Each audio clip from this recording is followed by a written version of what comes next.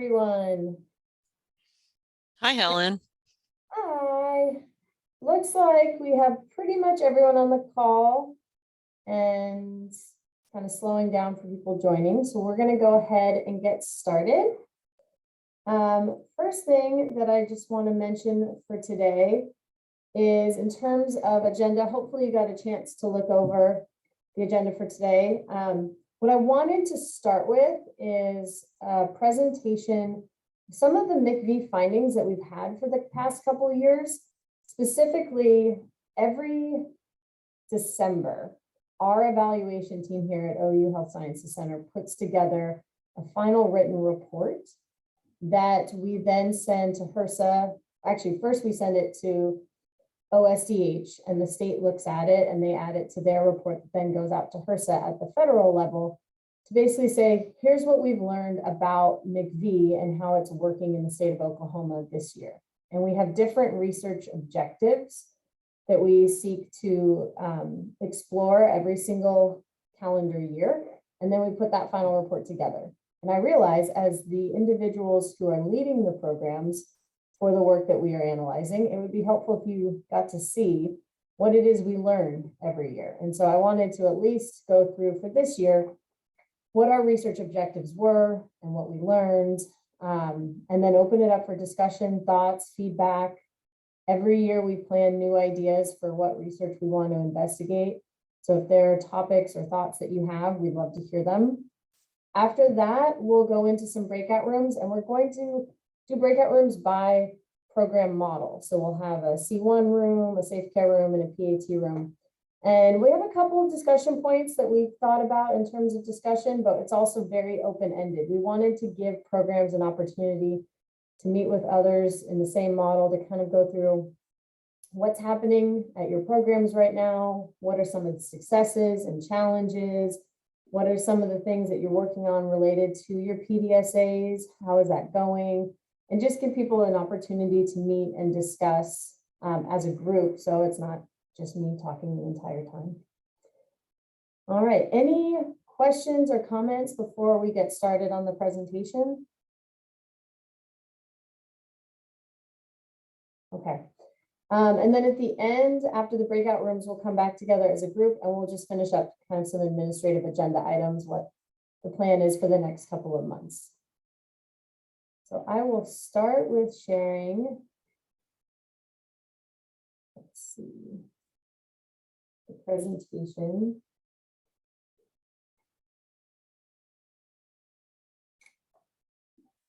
Oh. Let's see. Can you all see the presentation? Okay. There we go. Now I can see you in the presentation, which is helpful. Okay. So like I mentioned, these are our evaluation findings from FY19. It's a little off-putting because it says FY19. We got awarded the grant in 2019, but we actually conducted the work in 2020 and 2021. So that's why it has that FY19 label. For our evaluation, we had several different research aims. The first one was to qualitatively evaluate the acceptability and receptivity of Lemonade for Life components. Some of you may remember Lemonade for Life, and for others, it might be a new term that you're hearing. About 3 years or so ago, there was a focus in this learning collaborative on Lemonade for Life, which was one form of educational curriculum around adversity, how to identify adversity and trauma, and how to also identify opportunities for resilience and hope, even in the occurrence of adversity. So there was a training that was done for providers, and then different forms of adversity curriculum were embedded into home visiting. And a couple of years later, we asked, well, how did that go? How did Lemonade for Life really impact the families that received that curriculum? What did the providers think about it? And so that was one of our research aims. We also continued our focus on father engagement. So we had a research aim around evaluating current and new approaches to increase father engagement in Oklahoma MIECHV sponsored home visiting programs. That's a continuation of what we've been focusing on, both on the external evaluation side, but also on the CQI side. We added a new research aim about evaluating child development outcomes and current developmental monitoring practices within home visiting. So as we're shifting our CQI focus to child development, we also wanted to see from an external evaluation standpoint, what do we know about how child development is discussed in home visiting? What outcomes are we seeing related to child development for kids who are participating in home visiting versus those who aren't? And finally, we wanted to evaluate the effectiveness of novel home visiting promotional materials on recruitment and enrollment. For this one, basically, we wanted to talk to families who weren't participating in home visiting to see if we could alter the messaging that we were using in promotional materials. So as we're trying to market home visiting to families, what kind of messages have the biggest impact for trying to get families recruited and enrolled in these services? And please feel free at any point, if you have questions, you can drop them in the chat or unmute yourself, and feel free to interrupt. It's totally fine. I know there's a lot of content that I'll be going over. Here's a table that shows the different research aims and how we investigated them. So for aim 1, where we are focused on Lemonade for Life, we did qualitative interviews. We interviewed both providers and mothers from home visiting, and we asked them about their experiences with Lemonade for Life. For aims 2 and 3, so for aim 2, that was father engagement. Aim 3 was child development. Those were done pretty similarly. We had mothers who were participating in home visiting, fathers who were associated with home visiting, as well as WIC mothers. So mothers who were not in home visiting, but were receiving WIC benefits. They served as our comparison group. All 3 of them completed quantitative surveys, so like questionnaires basically, of father engagement and child development measures. And they did that every 6 months. So we could get some quantitative data, some survey data about their experiences. And then finally, for the aim 4, which was the marketing aim, we surveyed WIC mothers. So again, mothers who were not involved in home visiting to get their perceptions of the different types of materials we were using to promote home visiting. Helen, this is Ava. Hi. I was just going to see if you could speak to, for just a minute, the data collection activity, the semi-structured interviews and the interview guided survey, how those kind of differ or what they are. Absolutely. So the semi-structured interviews, those were qualitative. So basically what happened for those is we had a general script where we had some general open-ended questions, like what were your experiences with the Lemonade for Life curriculum? And those were recorded and done as a narrative interview between one participant and an interviewer. So basically it was more of a conversation, and we recorded everything the individual said, and then we had it transcribed, and then it was coded for themes that came out, discussion points that were made. The interview guided survey, those are really questionnaires. So those are kind of more close-ended, rate on a scale of 1 to 5 how you feel about this, and they would circle a number. So it would be more of a quantitative response, and would be much more of a questionnaire response relative to the interviews, which were these more open-ended narratives. All right, thank you. Absolutely. Any other questions about these different aims and how they were investigated? Helen, I have a question. For example, for that first one, if the PDSAs, some of the agencies were not directly with Lemonade for Life, they were left out for this data collection, I'm imagining, or they didn't receive any interviews or anything like that, correct? That's correct. And what I'll get to in a moment is this actually proved to be very difficult because so few families either received the content or remembered the content because it had been so long. So yes, it was reduced down to those who had received the content and who could remember it well enough to answer the questions. Any other questions? Okay. Well, turning first to our aim 1, Lemonade for Life, we asked how are the ACEs and resiliency messages from the Lemonade for Life program as they were implemented by the Oklahoma home visiting providers, how were they received by clients? That was kind of the overarching question is, what do clients of home visiting think about this Lemonade for Life program? And this kind of gets to Patty's question. We contacted providers across all the different agencies, and we were able to find a fair amount of providers who had been trained in Lemonade for Life. So we had 17 providers who completed interviews across the various agencies. It was really challenging to find families. There were a couple of reasons that it was challenging. One, like I just mentioned, it's been a long time since those trainings were first conducted. And so for a lot of the families, they hadn't participated in home visiting or Lemonade for Life for a couple of years. And so a lot of them, when we talked to them, they said, well, I vaguely remember an ACEs questionnaire or the Brain Builders video, but they couldn't really answer the question. So we weren't able to interview them. We also had a fair amount of families who never received that content. So obviously they weren't eligible. And then we did run into some barriers around languages. So some of the families did remember, but they weren't able to complete the interviews in English. And so we weren't able to include them at this time. We are working on that in the future to see how we could include families where English is not their primary language. When we asked about these questions in terms of what the impact was and how these messages were received, overall, providers indicated a positive experience. So 85% of the providers said that they liked the Lemonade for Life curriculum. They said it was colorful, interactive, had nice visual aids. Families were able to understand the material rather easily. Families seemed to enjoy learning the information. The main negative aspects were just either they didn't remember the Lemonade for Life curriculum all that well, or they weren't utilizing the program anymore. We also asked what perceived impact has Lemonade for Life had on clients' lives during and since the delivery of the curriculum. Caregivers reported that the Lemonade for Life program had a positive impact.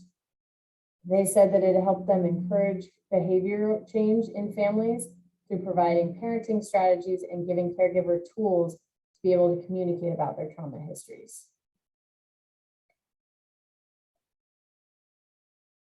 We asked what best practices have providers discovered while delivering Lemonade for Life? And most said to use the Lemonade for Life, they focused on goal attainment. So helping caregivers identify goals, establish pathways to meet their goals, check in on goals, and remind caregivers of their motivation behind their goals. Providers use the lemons to lemonade analogy when using the curriculum. They acknowledge the change caregivers are making and apply concepts from Lemonade for Life to caregivers' personal experiences.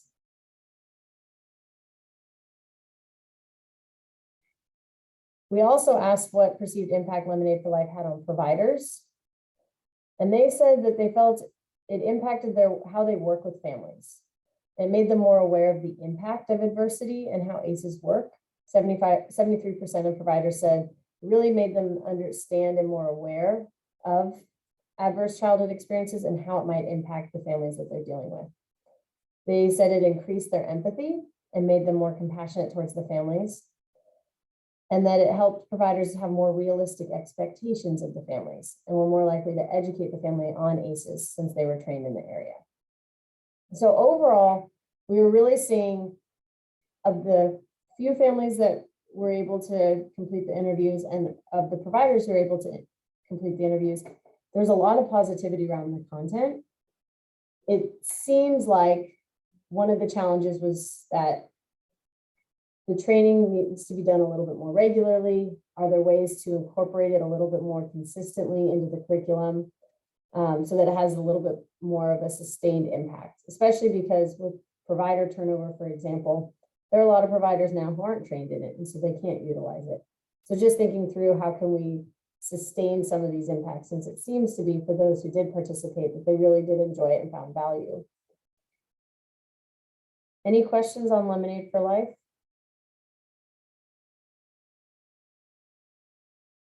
Okay. Father engagement was examined, like I mentioned, through surveys. These were the close-ended questionnaires. So we had 151 mothers and 58 fathers who were participating in home visiting complete our surveys. And we had 102 mothers who were receiving WIC benefits participate in the comparison group. And we made sure we checked with administrative records that the moms who were in the WIC group had not received home visiting previously. As most of you probably remember, for father engagement, we asked questions about how often the father is engaged in both parenting and home visiting. So we asked how often do they see the child, participate in diapering or toilet training, feeding the child, comforting the child, playing with the child, teaching the child new things. That was all within that active parent engagement. And then we also asked about how active they are in home visiting. So are they present at home visits? Do they speak to their provider? Do they discuss home visiting information? Have they received home visiting invitations? And how do they feel about home visiting importance? And how supportive of it are they of their partner participating? And do they feel that they should participate and their family should participate in home visiting? So we asked mothers their perceptions of what fathers think of these items, as well as fathers' direct opinions on these items. What we found was high levels of father engagement in parenting activities. Both moms and dads seem to agree that fathers were relatively highly engaged in parenting activities. So those questions around how often they're seeing the child and diapering and feeding. It was more of a moderate degree of home visiting interaction for fathers. So fathers were less frequently engaged in actual home visiting. But we saw again and again really strong father support for mother and to some extent father participation in home visiting. So even if the father wasn't directly involved, he wasn't attending the home visits himself, a lot of fathers reported a really strong support of their partner or their family participating in home visiting, even if they couldn't.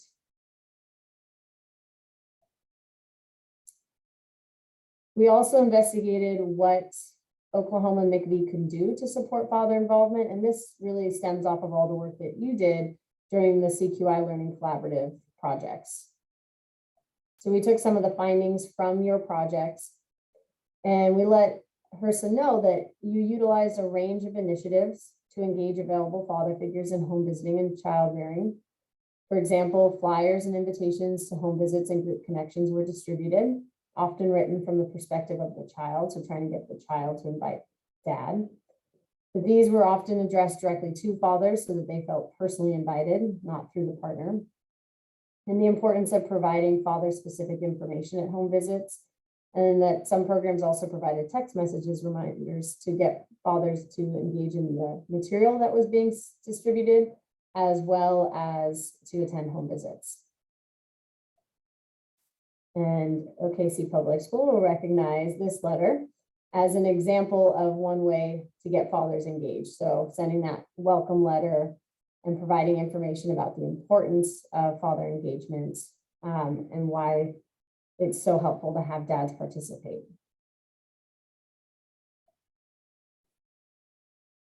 And overall, when we looked at the different sites, this is one example, but there were many.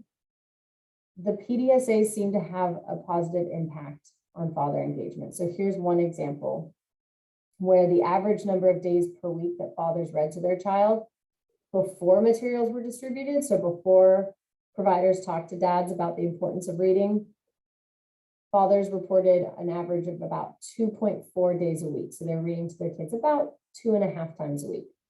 After those materials were distributed, it jumped up to 5 days a week. So a huge increase in the amount of time fathers were spending reading to their children.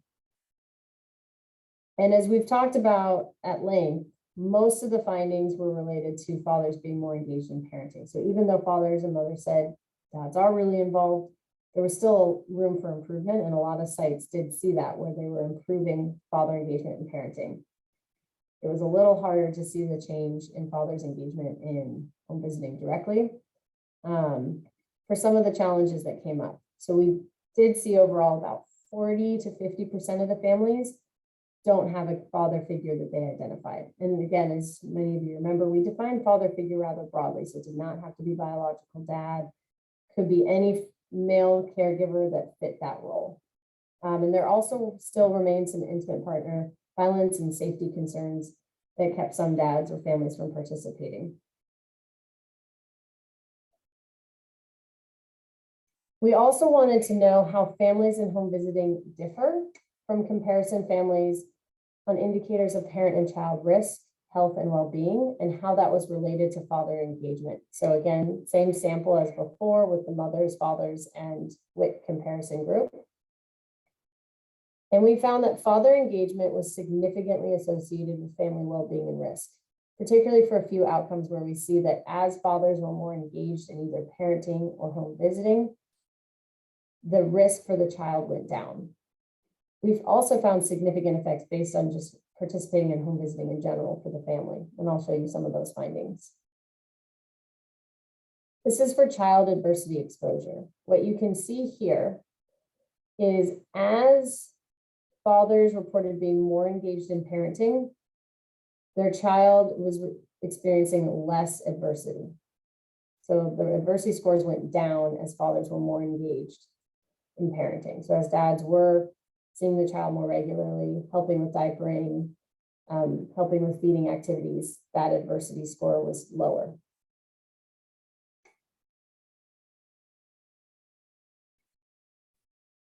We looked at home visiting as well. How does home visiting predict differences in these outcomes? And we saw that home visiting was significantly associated with several child well-being outcomes. So as families were participating in home visiting, their children were scoring higher on the ASQ3 for problem solving and fine motor skills. Parents reported greater cognitive stimulation being provided in the home. So more books were available, more discussions, more learning opportunities for families when they were participating in home visiting compared to not. Families involved in home visiting reported fewer child injuries and emergency room visits over the past 6 months. And they also reported more domestic violence referrals and family safety planning. So some really great outcomes in terms of reducing risk and promoting well-being in both the children and the family.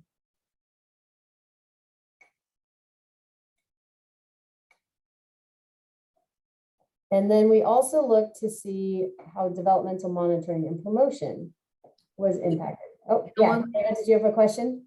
Sorry, Helen, I did have Oh, a not at all. question. Go ahead. This is Kathy in Tulsa. Okay.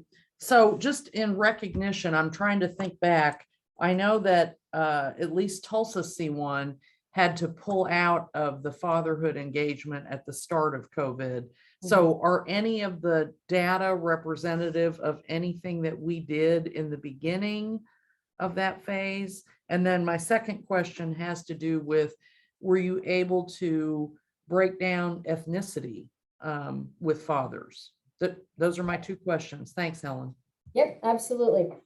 For your first question, for some of the research questions, we used data from C1 and some we didn't. So I'll go back really quickly.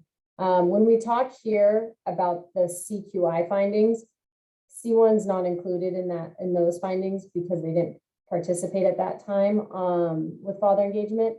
However, when we move forward here to interviewing families directly, we were able to interview families from C1, from PAT, and from Safe Care. So those are all represented in these findings about how home visiting families compare to non-home visiting families on indicators of risk, health, and well-being. So C1 is represented in some of the findings, but not all of them. Related to your question on ethnicity, yes, what we did, I should go back here.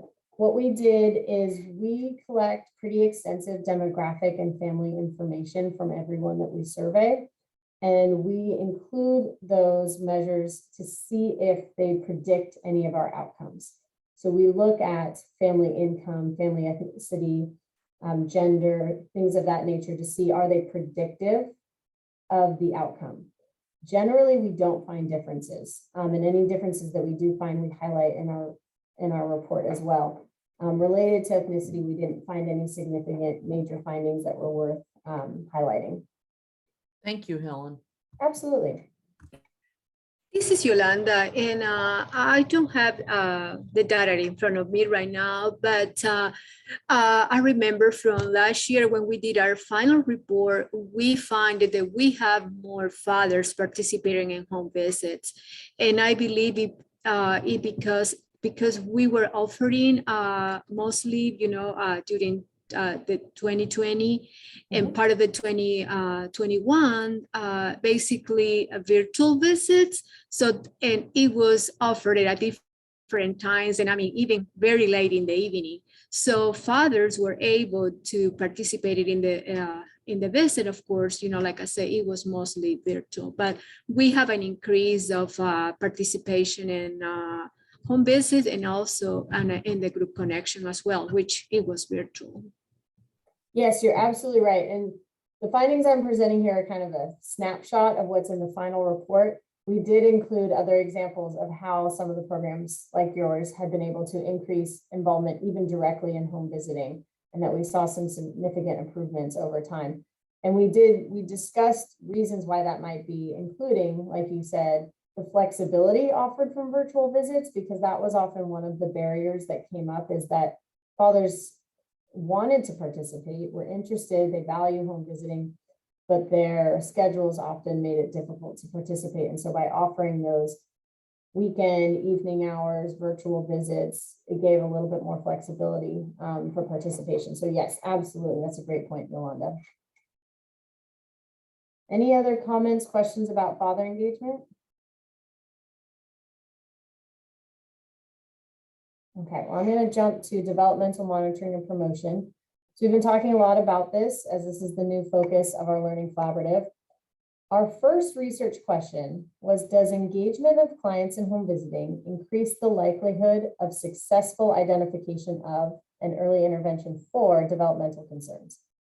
Basically, does home visiting lead to higher rates of early intervention need and service receipt? So if you're in home visiting, are we identifying if you have a developmental concern? Are we then connecting you with resources and services? So we focused on the impact of home visiting on parent-reported developmental delay and the receipt of early intervention services for developmental concerns. We found that about 20% of families had some level of developmental concern. So if you look at that ASQ3 subscale scores, about 20% of the children had some level of concern on one or more of the subscales of the ASQ3. Findings indicated that home visiting families were about 15 times more likely to be identified as having a developmental delay relative to non-home visiting families. So there's something about that surveillance being part of home visiting where they were identifying developmental delay more frequently than families who were not participating in home visiting. We didn't see that home visiting participation independently predicted early intervention service use. So that's something that we're thinking about as we move into our CQI and continue talking about developmental monitoring and promotion. If you just do a comparison of home visiting versus non-home visiting, it didn't predict whether they were participating in services. However, when we looked at the dose of home visiting, so instead of just saying, are you in home visiting, yes or no, we said, well, how many visits have you had? And when we looked at visits, we see that as families were participating longer in home visiting, those who had some kind of developmental concern were more likely to receive early intervention. So it looks like home visiting is impacting service receipt, but it's just how long you're in home visiting. So if you're in it longer, it's more likely to be identified, and it's more likely that you'll then receive services.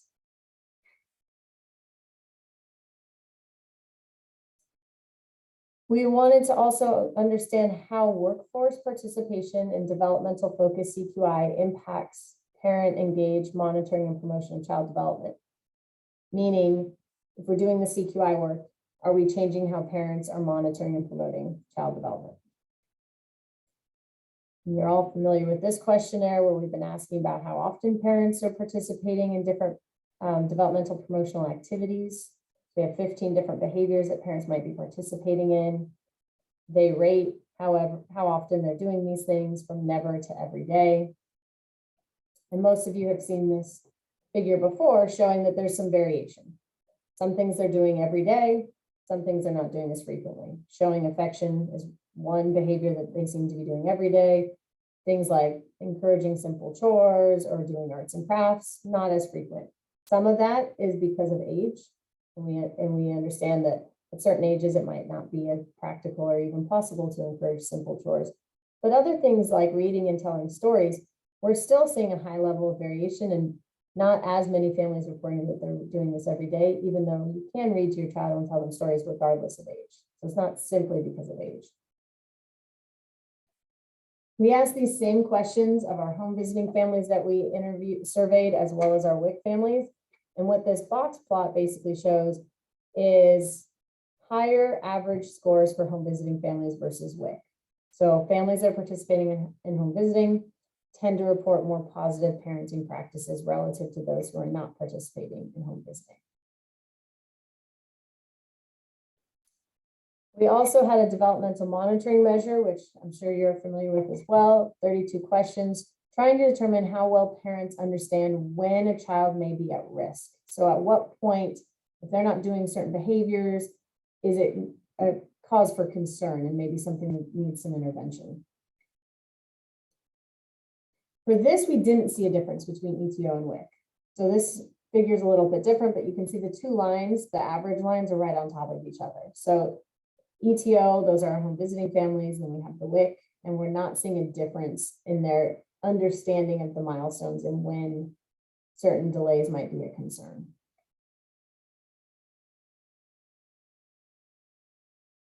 We also asked what impact do parental monitoring and developmental promotion activities have on child development outcomes?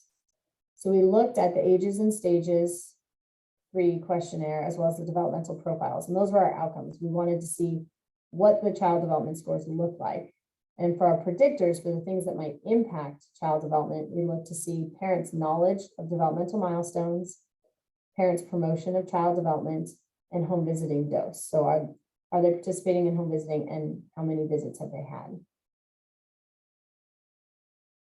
The findings for the ASQ were relatively consistent. What we saw across the board was that all of those factors were predicting. So if you look at parent knowledge of developmental milestones, as parents know more about child development milestones, their children have higher scores on the ASQ. Same thing with promotion. So as parents are doing more of those positive parenting activities, their children have higher scores on the ASQ. And for home visiting dose, as families are participating in more home visits, their ASQ scores are going up for the kids. And this was pretty consistent across all of the ASQ subscales. So we kind of just put an average overview here, but if you look at the specific domains of child development on the ASQ, generally we saw the same thing, that all 3 of them were important predictors. For the DP4, our strongest predictor, and this is for the general developmental score, so it's kind of a total score of child development, the strongest predictor was parental promotion of child development. So again, as parents are doing more of those positive parenting practices, their child's general developmental score is higher. For some of the subscales, we also saw significant associations for milestone knowledge and home visiting, but not at the global level of the general score.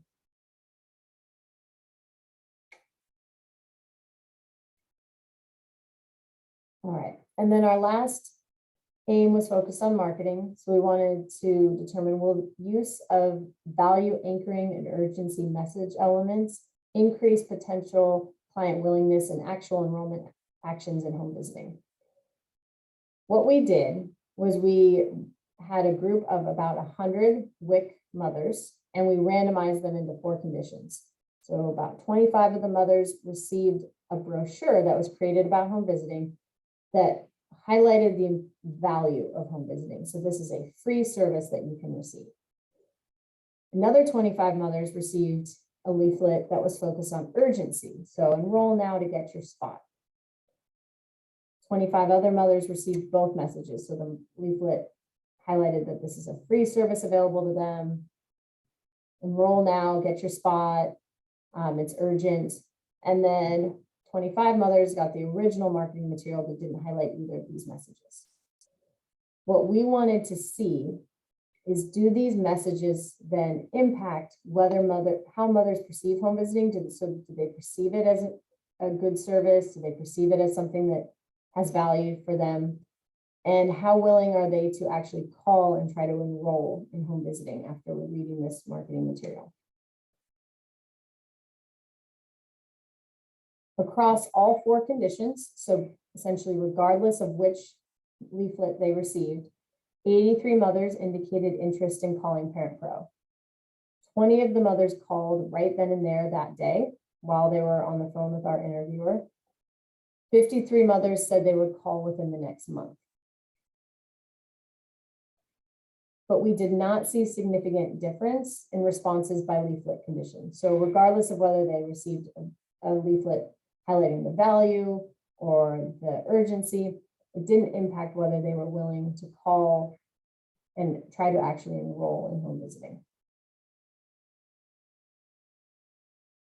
So we didn't see that value or urgency content had the expected or desired changes in levels of interest and enrollment in home visiting. So those were the 4 different aims that we investigated. In terms of some key findings, first, despite positive feedback about Lemonade for Life, few families received the content and even fewer recalled the content well enough to complete the interviews. We found support for the benefits of fathers on the well-being of children and families, and significant differences in family outcomes based on participating in home visiting. Home visiting parents report more positive parenting practices relative to families receiving WIC benefits. And greater engagement in positive parenting predicts higher developmental scores. Finally, the content of marketing materials did not lead to differences in the perception or behavior of WIC comparison sample. In terms of what this all means and what are the implications, for aim 1, seems like more support is needed to embed Lemonade for Life and or adversity and resilience content into home visiting. So like I mentioned, even though that training was provided and there was some consultation provided throughout, it didn't seem to fully embed Lemonade for Life long-term into home visiting, especially given staff turnover and just changes over time. For aim 2, Oklahoma MIECHV can support father engagement by being intentional and inviting fathers to home visiting and group connections, including activities and topics that are attractive and meaningful to fathers, confirming that fathers receive invitations and father-related materials, presenting facts on the importance of father's role in their child's life, but let these conversations develop naturally rather than requiring them at every visit, ensuring that father-related materials are translated for Spanish-speaking families, and when possible, tailoring father-related material and discussions to the family dynamics, so perhaps the age of the child, to make topics more relevant and impactful for families. For aim 3, this is really to be continued. We're adding a lot of data on child developmental monitoring and promotion as a result of all the work that you're doing through CQI. So we'll have a lot more to say about this over the next year. And we're also continuing this aim specifically for our current evaluation efforts. So since October of this past year, we've interviewed another 78 families in home visiting and 38 WIC moms. Our goal is to have 100 in each group so we can expand out our findings even more. Aim 4, for marketing, we thought perhaps the alterations, the changes that we made were a little too minor or subtle. We feel that more research is needed to explore more concentrated techniques to draw attention to value and urgency. And we are planning to do this. We're in the process of writing our evaluation proposal for what we would call MIECHV 8, but is basically the next round of external evaluation. And we're including some additional data collection around marketing. So how can we start to understand why families who are eligible for home visiting choose not to enroll? What are some of the barriers and challenges? And what can we do from a marketing standpoint to try to make home visiting even more attractive and to get families more willing to call and try to enroll in services? All right, so I'll end with that, and any remaining questions or thoughts or feedback about the information I've presented.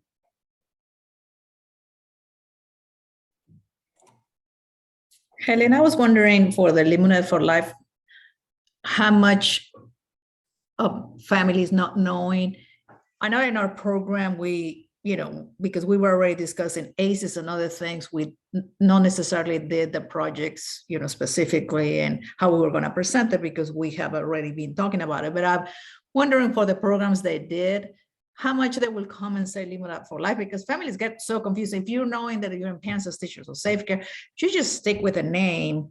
And I was thinking, you're not going to come and say, well, this is Eliminate for Life, because they'll go, am I in parents as teachers? Is this Eliminate for Life? So I don't know how much of the name was really, the emphasis was put on that, or it was more like you said that the questions is like if you discuss ACEs or if it was a protective factor. So I was just wondering about the name and how much, because it's interesting that first point that kind of like they couldn't even remember, and that was a long time ago, but maybe it's because it was not presented as Eliminate for Life, but it just as part of your home visit and parents as teachers just dealing with, I don't know, ACEs. I was just wondering about that. I don't know. Yeah, absolutely. We wondered the exact same thing. What we did in our qualitative interviews is we started with the Lemonade for Life labeling, and then we had additional questions. You might not remember Lemonade for Life, but you might have filled out the ACEs questionnaire, or you might have watched this Brain Builders video or done a hope map. And so then we kind of drilled down into some of the specifics to see, well, if they didn't remember Lemonade for Life, did they remember these pieces? And that did help. That was part of the reason we were able to get a few families that didn't remember. But even that was surprisingly hard to get them to recall even those components. Other questions, thoughts, comments? I was going to add what Patty said, because I think we did Eliminate for Life. I think it was in 2017. So maybe those families, they're not even in, in our caseload. And saying like Patty said, when we introduced and the Eliminate for Life, we kind of brought the questionnaire. It was like in a conversation. I mean, we didn't even ask, the parents, you have to fill this and give it to me. So it was like more in a conversation. So maybe oh, I'm sorry. I think my microphone is acting now. But I think, I think no, for sure in our program, we have only a few families. So maybe that's going to be a change as well, too. You're absolutely right. And we did, when we went back, we were able to pull ETO records to try to determine how many families received that content and when. And we tried to start with the most recent families. So anybody who we thought received it in 2021, 20, 19, and kind of work our way back, because we figured if it's been since 2017, like you mentioned, Yolanda, that's a long time. And those families aren't engaged. Most of them are not engaged in home visiting anymore. And their ability to remember that content is probably pretty limited. So most of the families that I think all 5 families that we talked to, it had been from 2019 or more frequently. So it wasn't anybody back kind of in those early stages. Other thoughts, comments?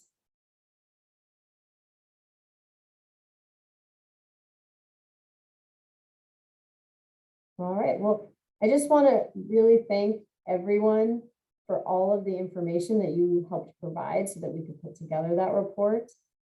That report took information from all of the records that are put into ETO, all the work you do on your PDSAs, your providers taking time and being willing to sit down with us and conduct those interviews, the families being willing to both do qualitative interviews as well as all of our surveys. An incredible amount of information and data that we're able to collect as a result of that. So I just want to thank everyone for participating. It's really incredible. David, anything you wanted to add? I saw your video pop on. No, I want to underscore that point, that we couldn't do this work without you. So thank you. You guys are always so willing to participate in not only the Learning Collaborative, but to help us understand the rest of the data that you're gathering in the ETO system. And help us inform, you may not realize this, sometimes indirectly, the questions that we write and the ways that we try to gather additional data to answer these. So thank you sincerely. And again, the work that we are doing and then contributing not only here in Oklahoma, but outside the state to other home visiting programs. Not possible without your support and your assistance.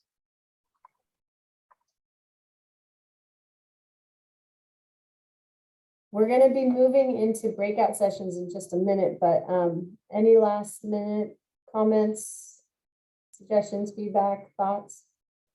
I want to make sure everyone has a chance.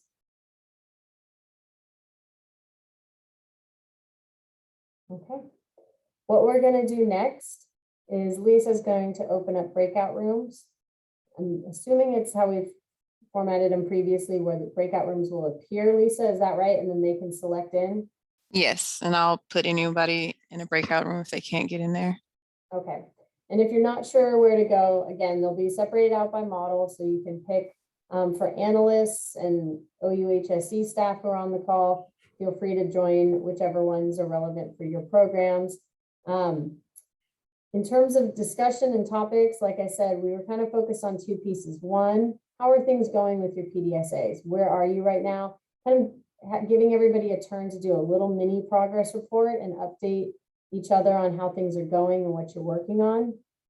And then kind of more broadly, how is home visiting going in general? What's going on in your program? What are some of the big wins you've had recently or successes? What are some of the challenges?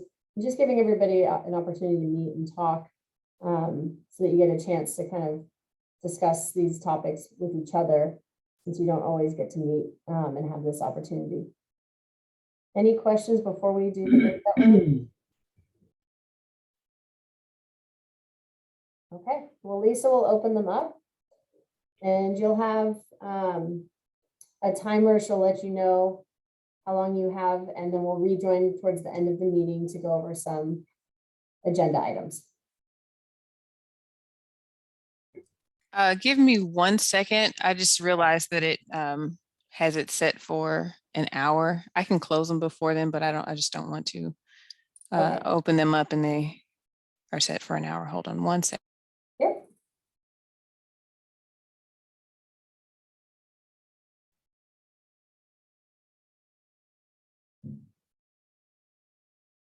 They'll be for 30 minutes, right? Yeah, 30 is fine. Okay.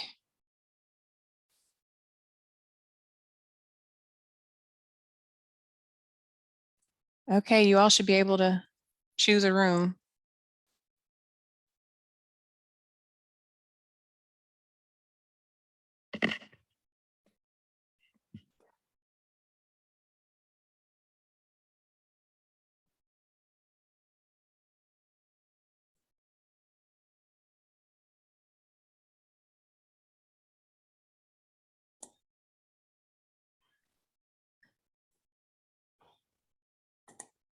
I don't see it.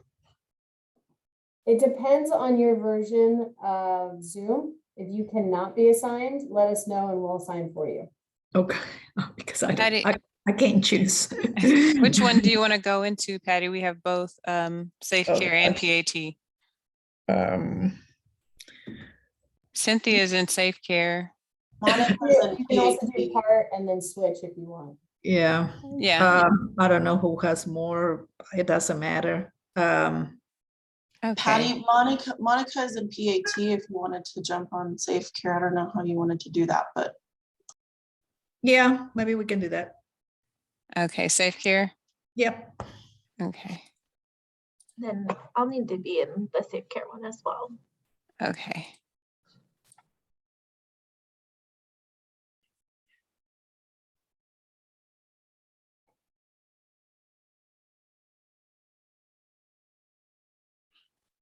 We just have OU people, Yeah. I think not we're- in a room. Yeah, I think we're good now. So everybody can just join as they see fit. All right.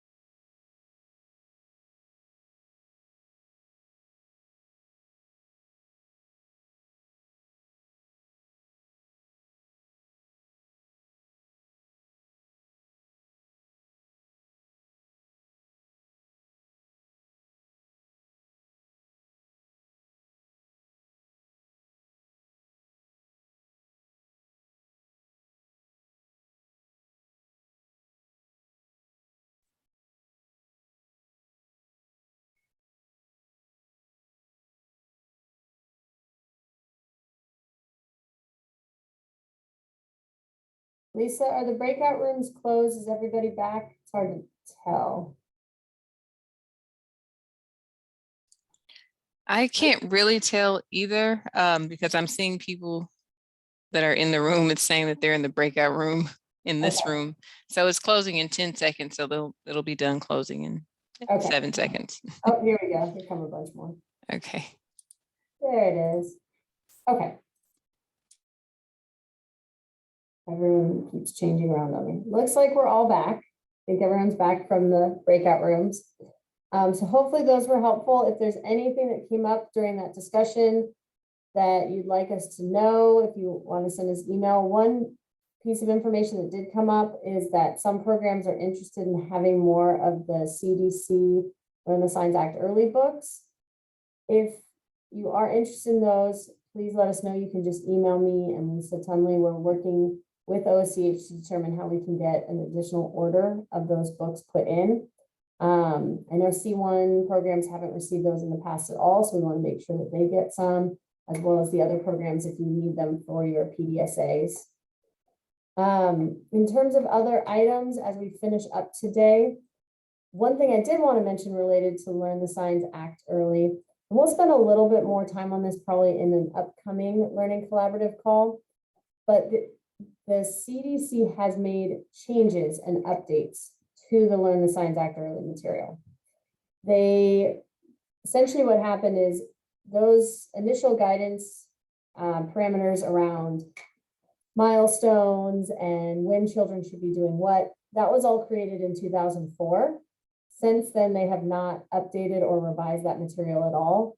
So recently they got together a team of developmental experts, pediatricians, researchers, clinicians, and they reviewed all of the Learn the Signs Act early material. The result was that they streamlined their milestones. So they changed some of the language around the milestones, and they also shifted the age range a little bit. The previous materials focused on at what age about 50% of the kids were doing those milestones.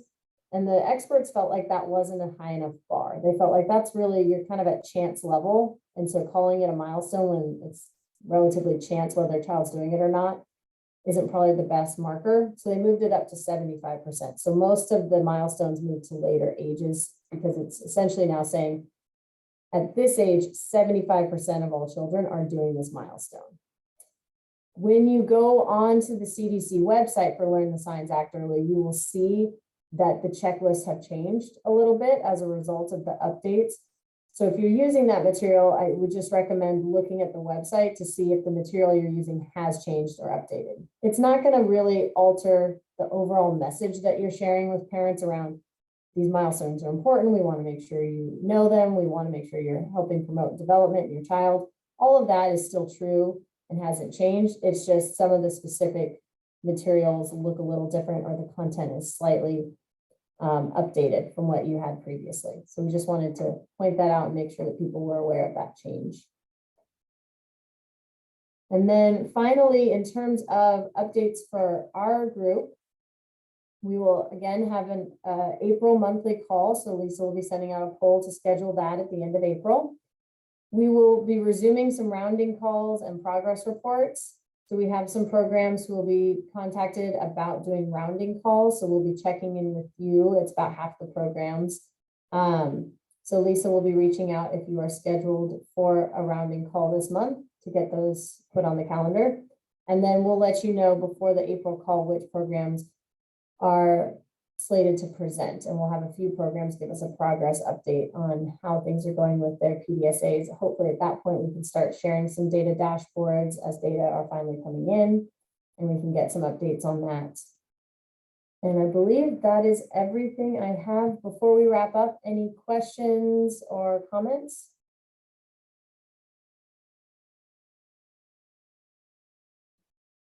Okay, well, if you need anything in the meantime, please reach out to Lisa, to myself, or to David, and we'll see everybody again in April. Thank you very much. Have a great rest of your day. Bye, everybody. Bye-bye. Bye. Bye.